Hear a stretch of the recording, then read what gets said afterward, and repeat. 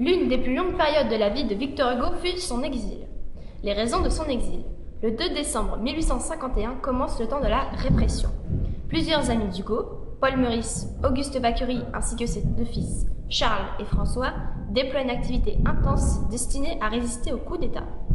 Victor Hugo accuse Louis-Napoléon de haute trahison. Il est recherché par la police. Il se dresse contre ceux qui veulent étrangler la jeune République. Quant à ses fils, ils furent condamnés à 9 mois de prison ferme. En 1852, Victor Hugo décide de s'exiler. Où est parti Victor?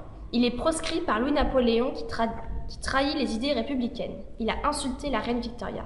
Il part en Belgique, puis à Jersey et à Guernesey, dans les îles anglo-normandes, avec sa femme, sa fille Adèle, Juliette Drouet, l'une de ses nombreuses maîtresses, quelques amis et ses deux fils.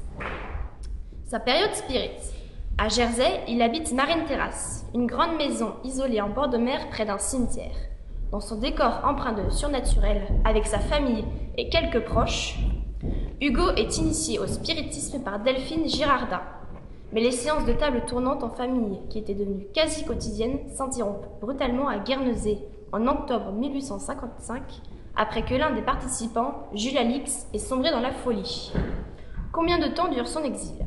Son exil durera près de 20 ans.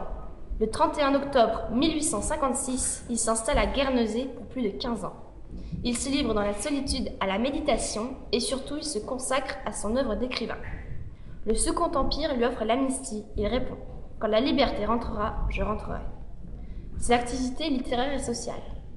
Ses activités étaient d'accueillir les enfants du village et son autre passion était d'écrire des livres. C'est pour son œuvre une période très riche.